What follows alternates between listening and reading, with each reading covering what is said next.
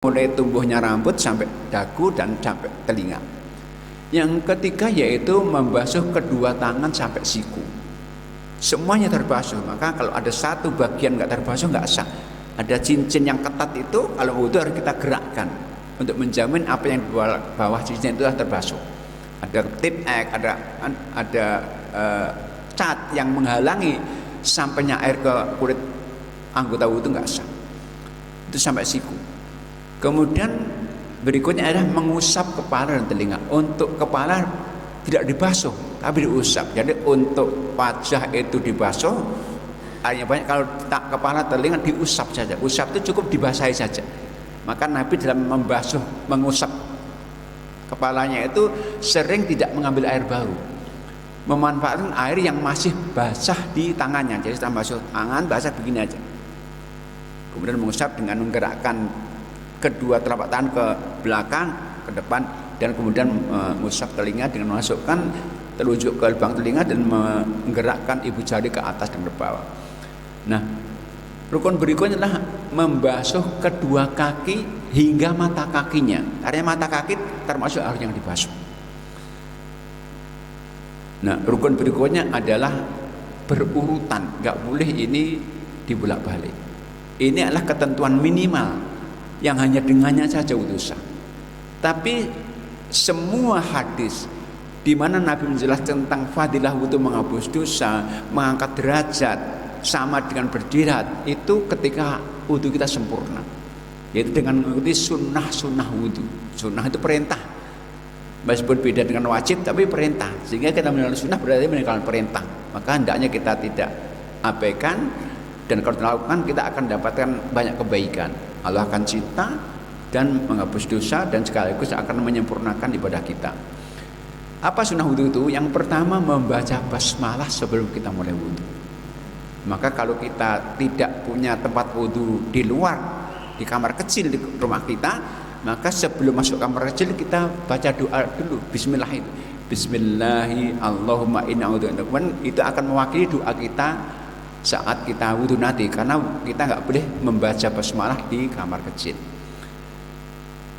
Yang kedua yaitu memakai siwak, membersihkan gigi.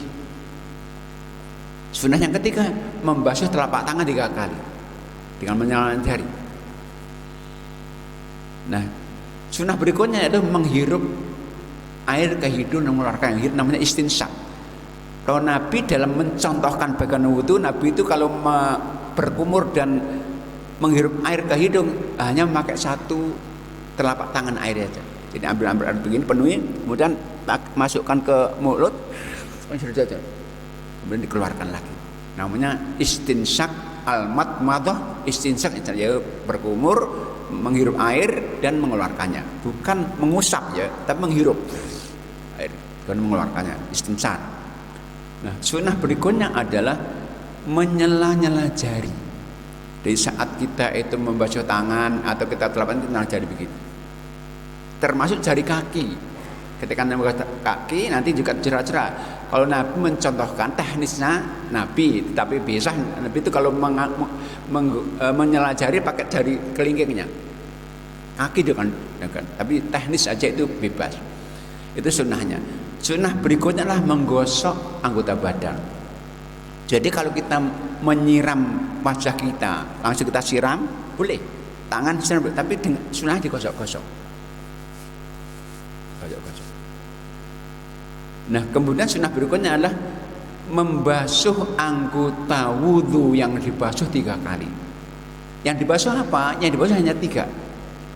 Wajah, tangan, kaki. Kepala nggak dibasuh, diusap. Yang sunnah 3 kali hanya wajah, tangan, dan kaki. 1 kali sah, 2 kali sunnah, 3 kali sempurna.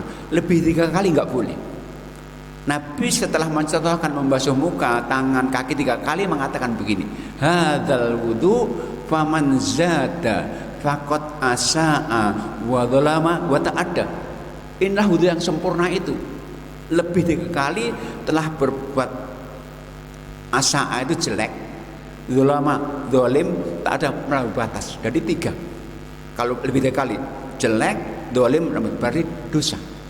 maka membasuh anggota badan lebih 3 kali itu nggak boleh, justru lebih dosa. Maka orang yang mungkin ya terkena penyakit was-was, kalau nggak lebih 3 kali itu kesalahan, itu gangguan. Itu sunnahnya membasuh anggota tubuh 3 kali maksimal. Dan itu hanya yang dibasuh wajah, tangan, ya. Kepala hanya 1 kali. Tapi caranya ke depan, kembalikan ke depan. Kemudian sunnah berikutnya mendahulukan yang kanan, anggota yang terdiri dari 2 anggota, yaitu tangan dan kaki. Kanan dulu 3 kali, baru kiri, kaki juga demikian. Sunnah berikutnya adalah memperpanjang cahaya. Ini adalah hal yang istimewa yang Allah hanya berikan kepada umat Muhammad. Nabi mengatakan begini, inna ummati ya'tuna yaumal qiyamati ghurran muhajjalin min ahli wudu. Sesungguhnya umatku khusus ini akan dibagikan dari kiamat nanti dalam keadaan bercahaya, wajah, tangan, kakinya itu semua bekas wudu mereka. Maka Nabi mengatakan, famanistata'a minkum ayyutila ghurratahu falyaf'al. Karena itu kalau kalian bisa memanjang cahayanya, panjangkan. Gimana caranya? Dengan membasuh lebih dari batas minimalnya. Jadi kalau tangan itu sampai siku, dilebihkan. Kaki sampai mata kaki, dilebihkan. Dengan begitu akan memperpanjang cahaya. Maka itu Nabi itu dari kejauhan sudah tahu mana umatnya, karena cahaya itu yang muncul dari bekas wudu itu. Nah, sunnah berikutnya adalah yaitu berdoa setelah berwudu. Jadi wudu itu doanya hanya 2 ya. Sebelumnya basmalah, setelahnya syahadah. Ya, doa itu ada macam. Pertama, riwayat Muslim, asyhadu an la ilaha illallah wahdahu la syarikalah wa asyhadu anna Muhammadan abduhu wa rasuluh. Kata Nabi, hadis Muslim, man tawaddaa nahwa wudhu'i hada thumma da'a bi hada du'a futihat lahu abbabul jannati thamaniyati yadkhulu ayyasha. Siapa yang wudu seperti wuduku dengan sunnah-sunnahnya, kemudian membaca doa tadi, asyhadu an la tadi, maka akan dibuka baginya 8 pintu surga yang dia bebas memilih dari mana dia mau masuk. Ini fadilah doa ini. Tapi kalau tambah doa berikutnya, riwayat yang lain Al-Tirmidzi, Allahumma ja'alni minat tawwabin wal mutatahhirin, itu baik. Tapi kalau milih 1, doa yang Muslim tadi, syahadah tadi. Kalau milih 2, dua-duanya. Nah, sunnah yang terakhir wudu itu adalah sholat 2 rakaat setelah wudu, meskipun di waktu yang terlarang. Hadisnya Bukhari Muslim, Nabi mengatakan, man tawaddaa nahwa wudu'i hada thumma shalla rak'ataini la yuhadditsu fihi ma nafsahu ghufira lahu ma taqaddama min dambihi. Siapa yang wudu seperti wuduku ini dengan sunnah-sunnahnya tentunya, kemudian sholat 2 rakaat yang dia khusyuk di dalamnya, maka itu akan menjadi penghapus dosa-dosa sebelumnya. Jadi wudu itu luar biasa. Membasuh muka menghapus dosa akibat pandangan matanya, membasuh tangan akan menghapus dosa yang akibat kesalahan tangannya, basuh kaki akan menghapus dosa akibat langkah kakinya yang salah, dan setelah wudu doa menghapus semua dosa-dosa. Maka dikatakan oleh Nabi akan keluar wudu dengan tanpa dosa sama sekali. Nah, itu sunnah wudu. Nah, berikutnya apa yang mengharuskan wudu? Artinya amal apa yang kita karena wajib wudu itu? Yang disepakati hanya 1, yang sepakat hanya sholat saja. Karena Allah mengatakan itu Al-Quran yang tadi 5 ayat 6. Ya ayyuhalladzina amanu idza qumtum ila sholati faghsilu wujuhakum. Kalau mau sholat, wudulah. Satu-satunya. Adapun yang lainnya semua diperselisihkan. Apa itu? Pertama yaitu tawaf. Tawaf itu nggak ada kesepakatan bahwa dia wajib, tapi sunnah jelas. Kenapa kok nggak mengatakan nggak disepakati wajib? Wudu karena nggak ada hadis yang eksplisit menjelaskan itu. Ada hadis itu pun mauquf dari Ibnu Abbas. Ibnu Abbas mengatakan at-tawafu sholatun illa annallaha aba bil kalam fala yatakallam illa bikhair. Kata Ibnu Abbas radhiyallahu anhuma, salat itu, tawaf itu adalah salat Maka kalau kalian sholat, maka kata Nabi, tawaf dan sholat, tetapi Allah memperkenankan pada saat tawaf itu kita berbicara, maka berilah yang baik-baik saja. Ya, ketika Ibnu Abbas menyamakan tawaf dengan sholat, sebagian ulama mengatakan berarti wajib wudu. Sebagian ulama kita, termasuk Imam Syafi'i tentunya. Tapi ternyata dibantah oleh ulama lain. Jadi kesamaan tawaf, pertama bahwa hadisnya itu gak eksplisit dan bukan dari Nabi. Yang kedua, kesamaan tawaf dengan sholat itu bukan dalam semua hal. Buktinya boleh berbicara kok, berarti juga boleh nggak wudu. Ini pendapat ulama yang lain. Tapi karena itu ada perbedaan, kalau kita hati-hati lebih baik. Artinya kalau kita wudu akan lebih baik. Itu yang pertama yang dibersihkan. Yang kedua, menyentuh mushaf. Apakah tidak wajib wudu? Ada perbedaan pendapat. Yang mengatakan wajib wudu Syafi'i. Dasarnya Quran surah Al-Waqiah, la yamassu illal mutahharun. Tapi sebenarnya ayat itu kaitan dengan malaikat. Quran di Lauhul Mahfuz tidak menyentuh kecuali yang disucikan malaikat. Nah, kata Syafi'iyah, kalau di Lauhul Mahfuz yang menyentuh orang disucikan, maka mestinya tidak harus wudu juga.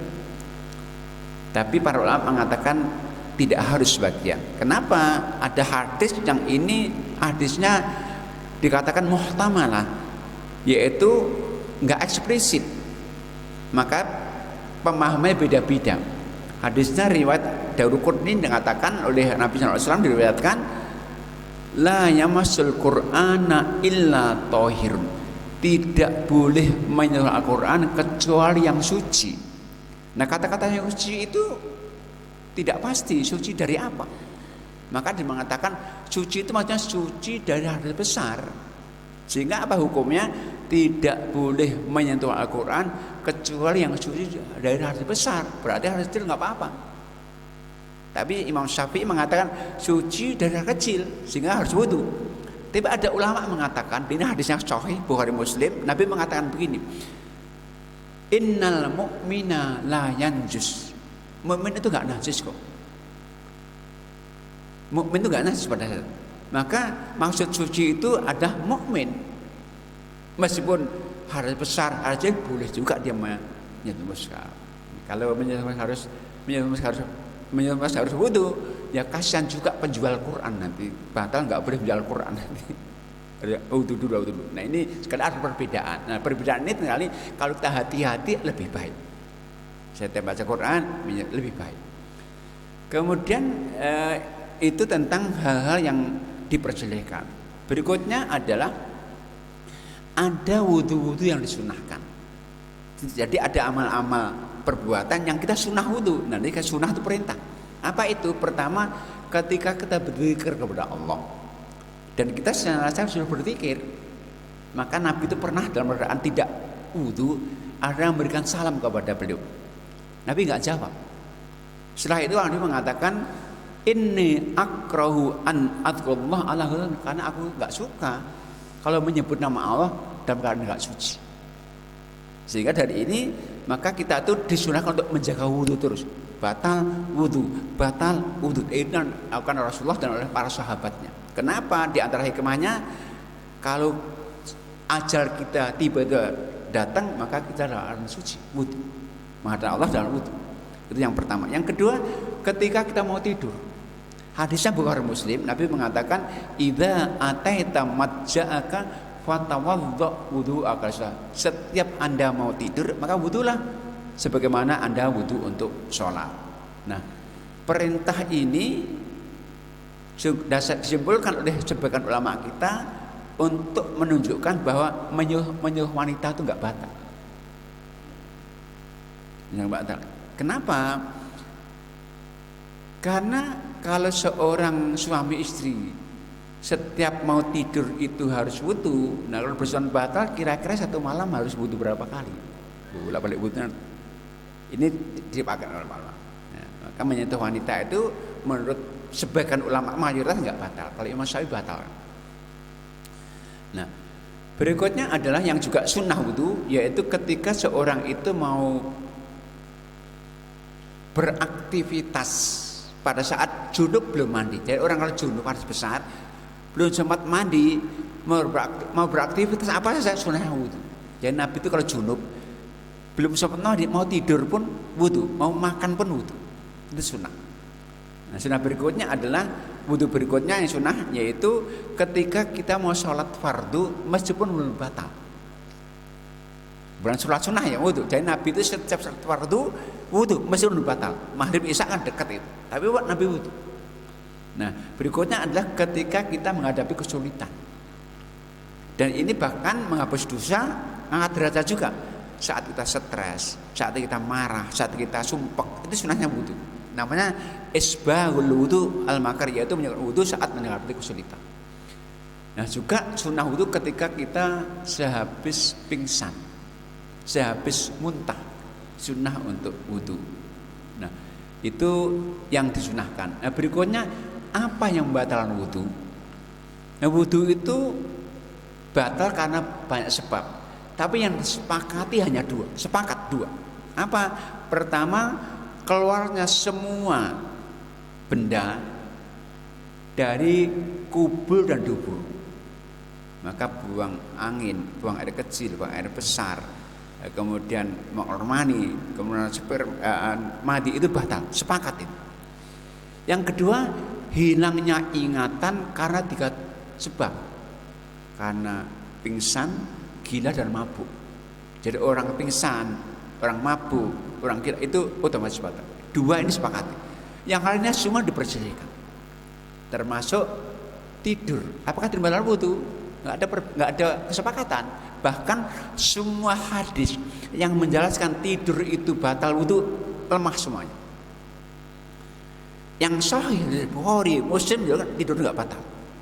Di antaranya dijelaskan dalam hadis yang sahih itu, Nabi itu pernah suatu saat datang ke masjid ketika adzan sudah diperdengarkan. Nah, kemudian Nabi ternyata berbicara dengan seorang, banyak yang tanya lama sekali, sampai sahabat-sahabat itu tidur. Bahkan dikatakan hatta yusma'u, sampai terdengar suara dengkur mereka. Maka kemudian sekali iqamah mereka sampai dibangunkan tanpa wudu lagi. Nah, ini hadis ini banyak seperti ini. Berarti tidur enggak. Cuman karena hadis itu maka ada perbedaan ulama kita dalam menyimpulkannya. Kalau Imam Syafi'i mengatakan yang membatalkan wudu itu, yang enggak membatalkan wudu ketika tidurnya itu dalam posisi duduk, yang memungkinkan tertahannya keluarnya angin. Syafi'i jadi duduk saja, kalau enggak duduk tidak. Itu kalau Imam Ahmad itu enggak ada dasarnya, enggak ada yang menjelaskan. Apakah para sahabat padahal di masjid kan boleh tiduran juga, boleh terlentang juga. Itu Imam Ahmad begitu. Tapi ada pendapat mengambil pendapat tengah, Imam Malik, yang membatalkan itu ya tidur yang dengan tidur itu enggak ingat apa-apa, sudah lelap sekali, bangun pun dipanggil pun enggak dengar. Itu Imam Malik mengatakan itu batal. Kalau sekedar apalagi sedang ngantuk saja itu enggak batal, insyaallah. Itu yang pertama. Yang kedua yang juga perselisihan adalah menyentuh wanita. Batal enggak batal? Ada perbedaan. Perbedaan pendapat ulama tentang hal ini karena perbedaan dalam menyimpulkan 1 ayat, 2 ayat bahkan. Di mana dalam ayat itu Allah menjelaskan di antara yang batal wudu itu adalah lamastumun nisa. Ini 2 ayat, An-Nisa 43, Maidah ayat 5. Lamastum dalam ayat itu tertulis dengan panjang, matobi, lamastumun nisa. Nah, lamastum ketika ditulis dengan panjang matobi, secara bahasa Arab itu bisa bermakna berhubungan suami istri. Karena itulah maka para ulama kita, misalnya Imam Ahmad itu mengatakan berarti yang berwudu itu bukan sekadar bersentuhan, tapi ketika berhubungan sama istri. Kalau bersentuhan nggak batal. Buktinya apa? Buktinya Aisyah radhiyallahu anha, istri Nabi, pernah bercerita saat beliau haid. Maka ketika Nabi malam-malam hari salat malam pada kegelapan itu, maka Aisyah duduk di samping beliau. Nah, rupanya saat Nabi turun untuk sujud, kaki Aisyah selonjor itu mengganggu. Maka digeserlah oleh Nabi, digeserkan ini. Ternyata Nabi nggak membatalkan sholatnya, melanjutkan, berarti menyentuh nggak batal, menggeser aja nggak batal kok. Itu dasar yang dipakai oleh para ulama. Ahmad, Abu Hanifah mengatakan menyentuh nggak batal. Tapi Imam Syafi'i mengatakan menyentuh wanita batal. Kenapa? Karena Allah perkenankan, Nabi perkenankan kita untuk membaca 2 ayat tadi, lamastum An-Nisa 43 ayat 5 itu boleh dibaca dengan pendek. Boleh dibaca lamastum panjang, boleh dibaca lamastum pendek tanpa mat. Nah, ketika ayat itu dibaca lamastum panjang, memang bisa berarti berhubungan sama istri, tapi ketika dibaca lamastum nggak ada arti, kecuali menyentuh. Sehingga apa? Perkenan Nabi kepada kita untuk membaca pendek itu berarti maksudnya menyentuh batal wudu. Ini perbedaan antara guru murid sekaligus. Nah, perbedaan itu ternyata mereka tidak saling menyalahkan, bahkan saling menghormati. Imam Syafi'i biasa orang menghormati berpindah di mazhab sendiri. Maka sama kalau kita di Indonesia kan banyakkan mazhab Syafi'i yang mengambil hukum bersentuhan dengan wanita batal. Nah, kalau kita kira-kira tawaf bersentuhan wanita batal wudu, kira-kira 1 hari selesai nggak tawaf itu? Istri kita bisa hilang dari kita. Nah, itu sekali lagi perbedaan itu hati-hati lebih baik, tapi kita nggak boleh menyalahkan orang yang berbeda pendapat dengan itu. Yang juga diperselisihkan dalam kaitan batal nggak wudu yaitu ketika orang menyentuh kelamin. Karena Nabi pernah ditanya dalam sebuah hadis, Nabi bagaimana dengan orang yang menyentuh kelaminnya? Maka Nabi mengatakan apa? Ma huwa illa bid'atun, itu kan anggota tubuh Anda saja. Sehingga disebutkan oleh Abu Hanifah sebagai menyentuh anggota tubuh batal berarti nggak batal juga menyentuh kelamin. Tapi sekali lagi Imam Syafi'i batal. Kenapa? Ada hadis yang lain yang mengatakan man massa dzakarahu falyatawadda. Siapa yang menyentuh kelaminnya maka dia harus wudu. Ini perbedaan karena perbedaan hadisnya juga. Tapi sekali lagi dari 2 pendapat ini ada ulama yang menghukum tengah, Imam Malik, yang batal itu ketika menyentuhnya dengan dibarengi dengan syahwat. Itu kalau nggak ada pembatas, kalau pembatas jelas nggak batalnya. Yang juga diperbedakan adalah keluarnya darah, bukan darah haid berani pas luka mimisen batal nggak? Ini juga perbedaan. Kalau Imam Ahmad batal, tapi mayoritas nggak batal. Kenapa? Banyak dasarnya. Para sahabat dahulu ketika perang mereka terluka-luka dan perang perintahkan untuk sholat juga, bahkan mengalir darahnya. Bahkan Umar itu ketika perang menjadi imam, beliau itu ditusuk, dibacok oleh seorang majusi dan sampai darahnya mengalir, bukan tetes, mengalir. Akhirnya Umar mundur menjadi makmum, ada yang menggantikan imam. Katakan karena Umar yusolli wa juruyatun. Umar itu sholat dalam keadaan lukanya mengalir darah. Kalau najis batal berarti kan harus wudu. Ternyata Umar melanjutkan sholatnya itu. Nah, itu tentang mengeluarkan darah. Caranya bukan haid, bukan nifas. Kalau haid nifas jelas batal. Itu yang kemudian itu tentang yang diperselisihkan dalam wudu. Nah, itu kaitan wudu ya. Berikutnya kita akan membahas satu lagi tema ya tentang mandi ya. Jadi kalau wudu itu sarana menghilangkan air kecil, kalau mandi itu sarana menghilangkan air besar.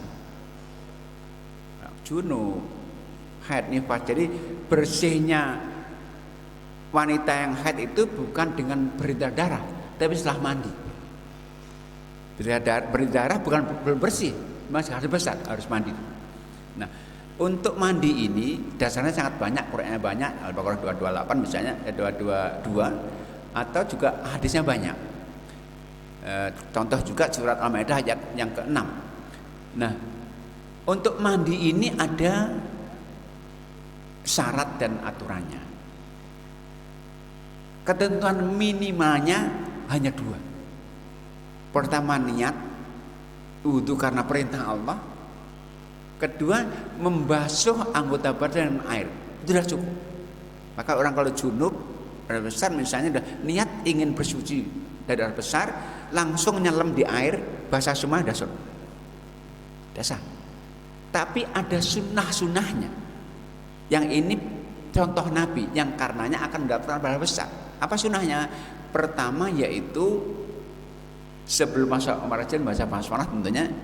Kedua, membasuh telapak tangan 3 kali. Bersihkan tangan 3 kali. Dan itu tidak boleh masuk ke gayung, dari luar gayung, siram. Ketiga yaitu membersihkan kelamin dan sekitarnya. Sunnahnya. Keempat, wudhu dengan sempurna. Hadisnya Bukhari Muslim ini diriwayatkan oleh Aisyah dan Maimunah sekaligus.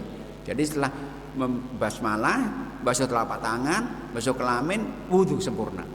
Setelah wudhu baru menyiram air, mulai dari kepala, kanan, kiri, dengan menyela-nyela rambut dan menggosok-gosok tangan yang terjangkau, yang digosok. Saya cek ulang. Jadi pertama basmalah, membasuh kedua telapak tangan, basuh kelamin, menyerahkan air mulai dari kepala, kanan kiri dengan menyela-nyela rambut dan juga menggosok anggota badan yang sedang digosok. Mandi dengan cara ini maka tidak perlu wudhu lagi. Nggak perlu wudhu lagi kalau sudah di awal wudhu. Itu namanya yang contohkan Nabi. Itu sama aja dengan ketika nanti kita memandikan jenazah. Jenazah itu kan sunahnya kan bersih kotoran dulu, diwudukan, dengan air dari kepala, itu yang bersama. Nah itu tentang cara mandi, yaitu sebagai sarana untuk menahan hadas besar. Nah, ketika orang itu ada beberapa mandi yang disunahkan. Kalau mandi wajib kan karena tadi, mandi wajib itu ada karena banyak sebab. Pertama karena mengeluarkan sperma, sengaja atau nggak sengaja. Nabi mengatakan al-ma'u minal ma'. Mandi itu wajibnya karena keluar sperma. Kedua, bertemunya dua kelamin laki wanita meskipun nggak sampai mengeluarkan sperma. Idza taqal khitan la khitana faqad awajal ghusla. Kalau khitan kan mau khitan, kalau wanita kan kelamin laki maka adalah wajib mandi meskipun belum sampai mengeluarkan sperma. Yang ketiga adalah karena seorang itu meninggal, maka wajib yang mengetahui untuk memandikannya. Karena orang meninggal dia ada besar. Maka seorang meninggal belum dimandikan nggak boleh sholat itu, coba dimandikan. Itu, tapi ini hanya perkecualian orang yang kecuali itu hanya orang mati syahid peperangan itu nggak boleh dimandikan. Tapi orang yang nggak dimandikan. Keempat, karena masuk Islam itu juga wajib mandi. Jadi orang kafir wajib mandi. Yang kelima yaitu wanita yang haid dan nifas. Setelah diyakini berhenti haid wajib mandi. Itu 5 hal yang karenanya kita wajib untuk mandi. Adapun mandi sunnah itu banyak ya. Pertama mandi Jumat. Mandi Jumat itu memang menurut Abu Hanifah wajib, tapi yang lain sunnah saja. Karena Nabi tidak secara eksplisit tidak menjelaskan itu. Jadi mandi sunnah. Kedua, mandi ketika seorang itu habis memandikan jenazah. Sunnah mandi, tapi nggak wajib. Umar mengatakan wasalna janazata fa minna man yaqtasil wa minna man, kata Umar, kami telah memandikan jenazah. Di antara kami ada yang setelah itu mandi, ada yang enggak mandi, berarti enggak wajib sunnah. Kemudian mandi yang berikutnya yang sunnah ketika kita orang mau ihram. Mau ihram baik untuk umroh atau haji. Itu sunnah juga untuk mandi. Kemudian mandi yang berikutnya yang sunnahnya mandi setelah orang pingsan. Disunahkan untuk mandi. Itu beberapa hal yang disunahkan saat kita melakukan hal sesuatu untuk mandi. Nah berikutnya, ketika kita tidak bisa wudhu, kesembuhan itu boleh. Jadi ada satu kasus ya, ada rombongan sahabat itu bepergian, safar. Nah tiba-tiba salah seorang dari mereka junub dan kemudian terlempar batu di kepala yang cukup menyebabkan luka parah sekali. Dalam keadaan demikian ini, sahabat tanya kepada teman-temannya, rombongannya, saya junub ini, kondisi saya begini, luka ini, bolehkah tayamum? Maka semua sahabat, tidak, kamu harus ada air, mandi. Setelah mandi, wafat. Nah ketika ini sampai ke depan Nabi marah saja, dia mengatakan, qataluhu, apakah mereka bunuh temannya sendiri? Ala yas'alu, kenapa nggak tanya, kan nggak tahu. Fa inna sibali, karena orang nggak tahu tanya. Maka Nabi menjelaskan inna maka yakfi, untuk ini cukup tayamum saja sebetulnya. Karena apa? Karena kalau pakai air membahayakan. Maka sekali lagi alasan kedua yang boleh tayamum, karena kalau khawatir kalau pakai air akan memperparah sakit atau memperlambat kesembuhan. Itu yang kedua. Ketiga, boleh tayamum kalau dalam kondisi yang sangat dingin sekali. Jadi ada kasus ini, ada seorang sahabat nama Amr bin Al-As. Itu suatu saat pernah ditunjuk Nabi sebagai komandan perang. Karena jubah syariah peperangan yang Nabi nggak ikut. Musim dingin sekali. Nah, di perjalanan saat datang untuk sholat, ini Amr junub. Maka ketika sahabatnya, tentaranya semua wudhu, beliau tayamum saja ternyata. Jadi imam, karena komandan dari depan imam. Setelah pulang ke Madinah, maka sahabat langsung lapor ke Nabi, ya Rasulullah, sallabina Amr bahwa junubun, ya Nabi, di tengah jalan tadi Amr menjadi imam syariatnya dalam keadaan junub. Maka Nabi langsung tanya kepada Amr, ya Amr, as-sallaita bi ashabika wa anta junub? Benarkah Anda menjadi imam syariat sahabatmu Anda junub? Benar ya Nabi. Dzakartukallah, saat itu aku ingat firman Allah dalam surat An-Nisa 29. Wala taqtulu anfusakum innallaha kana birahim. Kau jangan bunuh diri kalian sendiri, Allah sayang pada kalian. Nah, kata Nabi, ketika aku ingat ayat itu, aku khawatir kalau aku mandi aku binasa. Maka aku pun tayamum. Nabi enggak jawab, tersenyum saja. Sebetulnya bolehnya itu. Jadi saat dingin yang sangat ekstrim, yang kita khawatir kalau mandi akan bahaya, kan boleh tayamum. Itu alasan ketiga. Yang keempat alasan yang kita boleh tayamum itu ketika khawatir habisnya waktu sholat. Misalnya ini, kita bangun subuh udah hampir di akhir waktu, matahari akan sekitar, kita junub ini. Nah, saya bangun mau mandi, tempat mandi hanya satu, pakai anak kita. Kalau kita nunggu habis ini, kita boleh tayamum. Atau misalnya begini, kita mungkin di sholat di masjid besar sekali, masjid Jumatan di Masjid Akbar misalnya, kita di shaf pertama, di belakang imam. Nah, saat rakaat kedua sudah tasyahud ini, tiba-tiba kita batal. Kira-kira kalau wudhu nutut nggak itu? Nggak mungkin, tayamum saja, karena khawatir habis waktu sholat. Sekali lagi ini 4 alasan yang karenanya kita baru boleh tayamum. Nggak ada air, atau ada air nggak cukup untuk mandi, nggak mungkin air karena sakit, karena sangat dingin sangat, kedua karena khawatir habis waktu sholat. Itu alasan-alasannya kan. Nah, gimana cara tayamum itu? Nah, untuk tayamum itu caranya ada 2. Yang pertama ini yang dipakai oleh Imam Syafi'i, yaitu caranya dengan menepuk kedua tangan ke tanah 2 kali.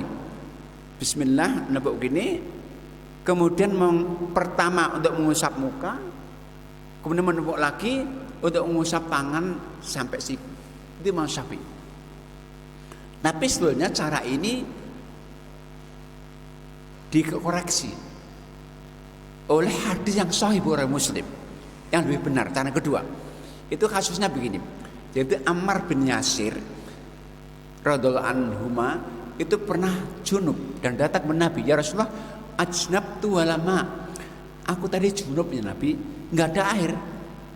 Fatamaka, atau aku pun berguling-guling di tanah, kata Nabi. Karena mandi itu harus menurut. Maka Nabi tersenyum mengatakan, inna makan yang ya aman, cukuplah untuk begini. Nabi mencontohkan langsung. Nabi mencontohkan, Nabi membuka kedua tangannya, fadharabu bimal ardu, kemudian dengan itu menepuk ke tanah, thumma nafakha, kemudian meniupnya, famasa bihima wajhahu wa yatil kufain. Dengan satu tepukan ini Nabi membasuh, mengusap mukanya, langsung kedua tangannya hanya sampai pergelangan. Jadi contohkan Nabi begini. Jadi Nabi bismillah menepukkan begini, meniupnya, kemudian mengusap muka, langsung tangannya tentunya kanan dulu, sehingga kiri yang di atas, digerakkan dari ujung jari sampai ke pergelangan, kemudian miringkan untuk mengusap ini. Ya, itu yang contoh Nabi langsung. Nah, ini lebih kuat hadisnya, Bukhari Muslim. Jadi cara tayamum itu yaitu dengan satu kali menepuk ke tanah yang suci, kemudian mengusap dengan tepukan itu wajah dan tangan sampai pergelangan saja. Kenapa kalau sampai pergelangan? Nah, begini. Jadi kalau tangan dan bahasa Arabnya yadun atau aidi jamaknya, itu kalau Allah menghendaki batas tertentu, Allah sebutkan batasannya. Contohnya wudu. Dalam ayat wudu Allah katakan faksilu wujuh wa aidiakum ilal marafiq. Basuhlah wajah dan tangan sampai siku. Batasan disebut. Tapi ketika tangan disebut tanpa batasan, yang dimaksud adalah sampai tangan saja, sampai pergelangan saja. Buktinya apa? Buktinya surat yang kelima ayat 38. Allah katakan wasyariku wasyariqatu faqta'u aydiyahuma jazaa'am bima kasaba. Pencuri laki-laki dan wanita kalau mencuri, potong tangan mereka sebagai balasan atas dari Allah atas perbuatan. Nah, katakan Allah potong tangan mereka enggak sebutannya, maka prakteknya potong sampai di sini. Maka sekali lagi tayamum lebih kuat ada dengan satu tepukan, dengan mengusap wajah, tangan sampai siku saja, sampai pergelangan saja. Ini hadis yang sahih Bukhari Muslim. Nah, cuman untuk tayamum ini sunahnya, jadi ketika kita basmalah dulu ya, tangan nggak boleh rapat ini ya, dirapatkan ini, kemudian renggang, setelah itu ditiup. Itu sunahnya. Jadi tangannya nggak rapat, berenggang, ditepukkan di tempat yang suci, yang ada debunya, ada pasirnya. Jadi nggak harus debu ya, pasir boleh, debu boleh, tanah boleh, tapi ditiupkan, ditipiskan, baru kemudian diusapkan. Jadi kenapa nggak harus debu? Karena ayatnya dua, Allah katakan fatayammamu so'idan, tayamum dengan so'id itu yang muncul di bumi. Maka boleh batu, boleh debu, boleh tanah. Nah, itu untuk tayamum. Yang membatalkan tayamum apa? Yang batal itu pertama, semua yang batalkan wudu batal. Buang angin, buang air kecil, itu batal semuanya. Junub, mandi batal. Yang kedua adalah habisnya waktu sholat. Jadi tayamum itu hanya berlaku untuk satu waktu sholat saja. Maka kalau ke sholat duhur, cari air nggak ada, terus sakit, kita baru tayamum ketika waktu sholat duhur datang, baru tayamum. Tayamum kita baru sholat nanti qobliyah, duhur, ba'diyah, asar tiba batal. Maka ketika asar tiba baru boleh kita mulai tayamum lagi. Jadi tayamum untuk satu waktu sholat, bukan satu sholat ya, satu waktu sholat. Maka kalau tarawih nggak perlu tiap rakaat tayamum, satu waktu sholat, isya sampai subuh sampai duhur sampai asar sampai maghrib, satu asar itu tayamum. Jadi batalan tayamum dengan semua yang batalkan wudu, kemudian habisnya waktu tayamum satu sholat. Itu tentang hal yang berkaitan dengan tayamum sebagai alternatif pengganti wudu atau mandi saat kita tidak bisa melakukan karena ada udzur syar'i. Nah, barangkali sementara itu, monggo kalau ada yang ingin menambahkan, ingin bertanya, waktu kesempatan diberikan jamaah sekalian. Ini monggo.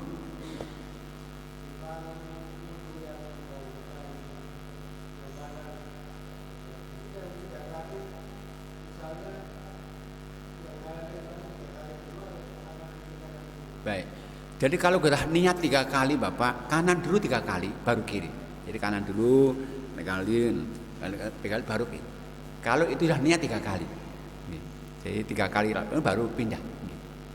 Oke, ada yang lain mungkin? Enggak.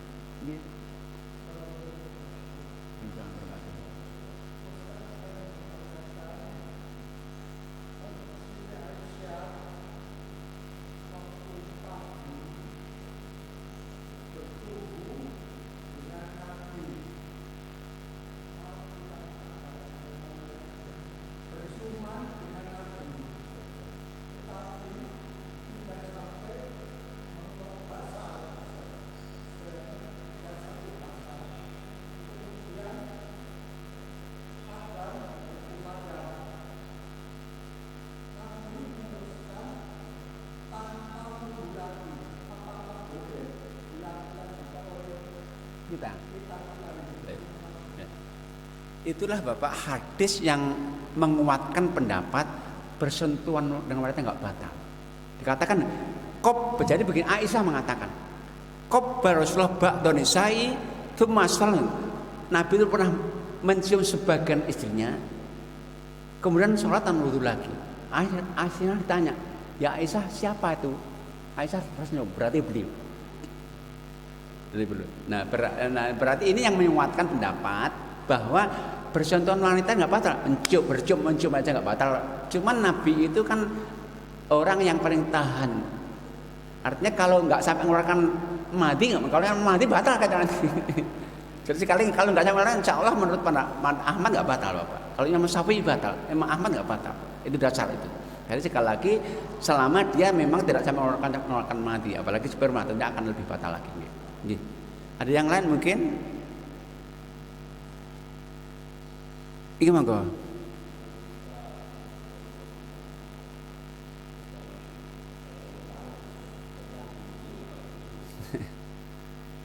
Baik. Jadi Bapak sekali lagi ayatnya itu memang begini.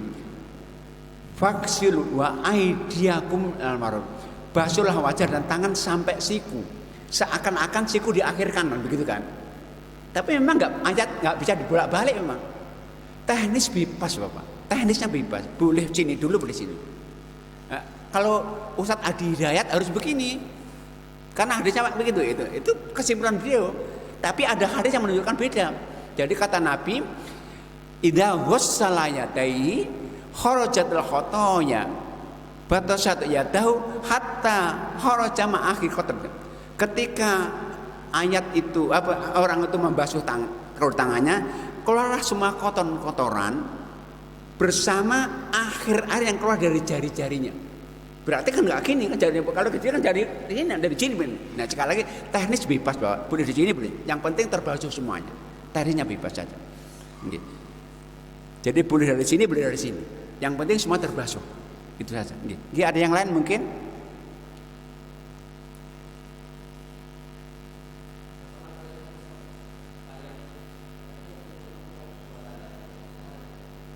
Tayamum. Nggih.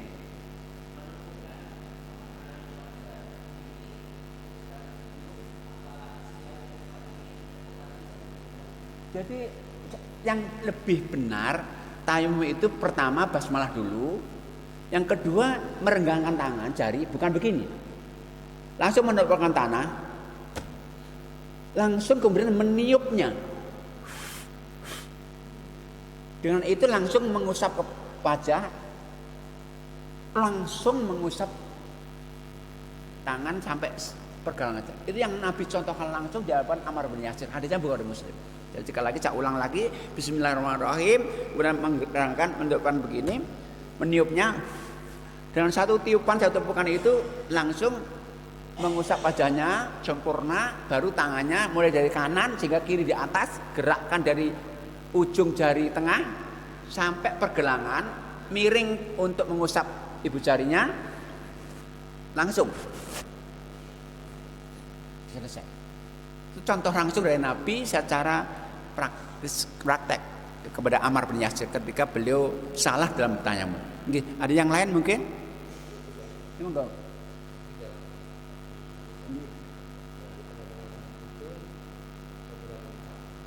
Menggunakan sabun.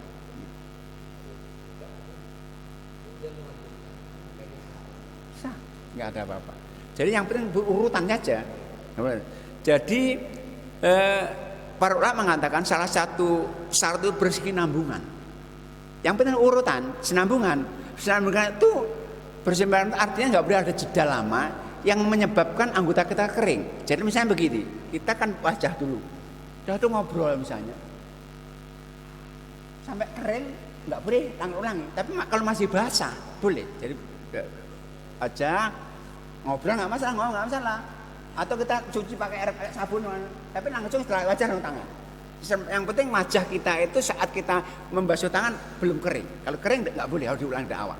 Karena Nabi pernah melihat sahabatnya begitu, masuk masjid kelihatan mata kaki itu nggak basuh, nggak terbasuh butuhnya. Kata Nabi, wah celaka kamu, ulangi wudu. Kalau udah kering diulang dulu tuh cuma. Kalau basah cukup disempurnakan aja. Dan sekali lagi itu boleh dikasih jeda, meskipun jeda itu kemudian kita aktivitas lain, ngobrol, pakai sabun nggak masalah Bapak. Nggih, ada yang lain mungkin? Nggih monggo. Nggih.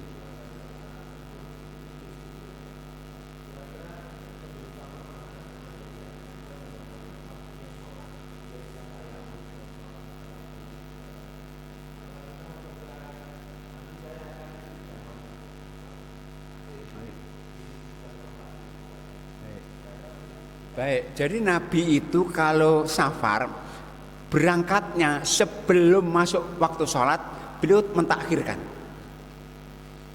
Tapi kalau safar sudah masuk sholat, jamaknya takdim. Jadi Nabi ketika perang Tabuk itu beliau sudah masuk zuhur, maka Nabi jamak takdim zuhur asar di Madinah. Tapi kalau berangkatnya sebelum masuk sholat, maka takhir. Itu aturannya begitu, sunahnya begitu. Tapi sekali lagi tayamum boleh kalau nggak ada air aja loh ya. Nggak boleh langsung tayamum, nggak boleh. Cari dulu, dan itu harus cari dulu. Nggak boleh misalnya kita bangun, oh tawaran nggak ada air, langsung tayamum nggak percaya, mana di luar ada. Cari dulu maksimal baru kemudian tayamum. Jadi serah upaya optimal dulu, baru boleh tayamum. Ya, gitu. Jadi sekali lagi tadi cara untuk safar itu jamak itu tergantung keberangkatan kita itu. Kalau sudah mau sholat lebih baik jamak takdim awal. Kalau sebelum mau sholat kita misalnya berangkat ke Jakarta masih jam 10, jamak takhir nanti. Kalau udah jam 11:30 sudah zuhur, jamak takdim. Jadi ada yang lain monggo Pak.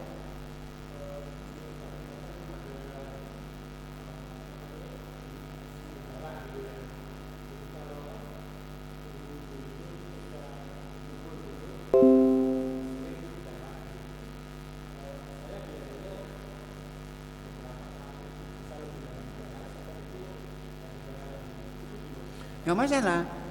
Masalahnya bukan untuk wudhunya kan, untuk membersihkan darahnya kan. Kalau wudhunya itu maksimal 3 kali. Tapi karena itu karena kaitan dengan darah, bersihkan ya sampai bersih nggak masalah. Karena khawatir kan nanti kalau nggak dibersihkan nanti bisa saja kan terasa juga darah itu. Pas sholat kan ludahnya repot nanti. Ya lebih baik nggak masalah sampai selesai nggak masalah. Nggak ada kaitan dengan wudhu itu. Ada yang lain namakan monggo Pak.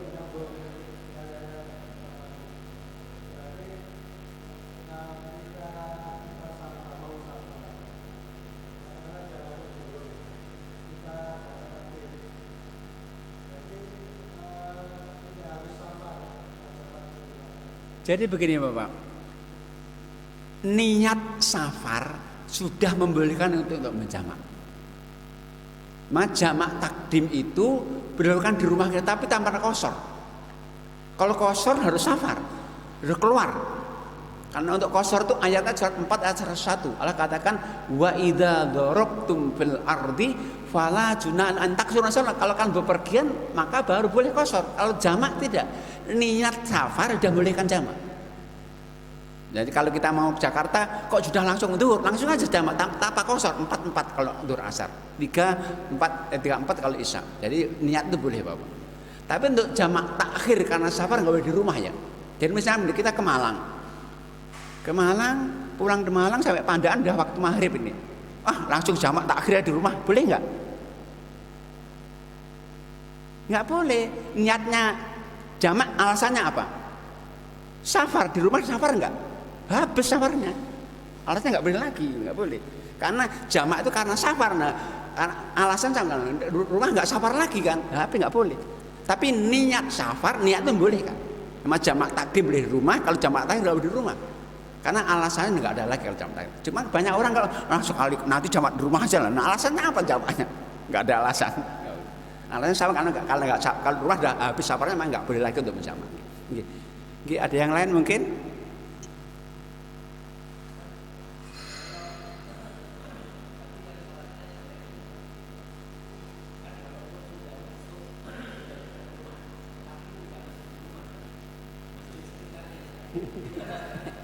Jadi ukurannya itu kampung Bapak. Urukannya hayu. Jadi Nabi ukurannya hayu. Hayu itu kampung. Kalau Nabi dulu mengutur 40 rumah. 40 rumah. Jadi ukurannya kampung. Nah kalau antum masih di sekitar,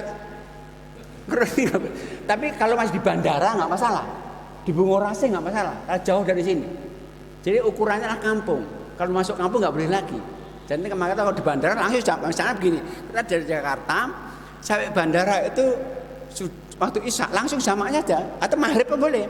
Jadi di bandara maghrib langsung maghrib sama isya sekali di bandara. Tapi nggak boleh udah masuk ke perumahan sini nggak boleh lagi. Mampir ke Masjid Aqsa langsung sholat nggak boleh lagi. Jadi ukurannya kampung kok. Iya. Tapi kalau jadi begini, untuk jamak itu alasannya bukan kalau kosor kan safar saja ya. Safar nggak boleh kosor. Kalau jamak boleh karena masakoh kesulitan. Contohnya orang sakit itu boleh menjamak. Orang istihadah mau jamak. Banjir boleh. Nabi itu kalau banjir jamak. Jadi misalnya begini, Nabi ke maghrib ke masjid, kok tiba-tiba banjir atau hujan deras langsung jawab dengan isya. Alasannya banjir.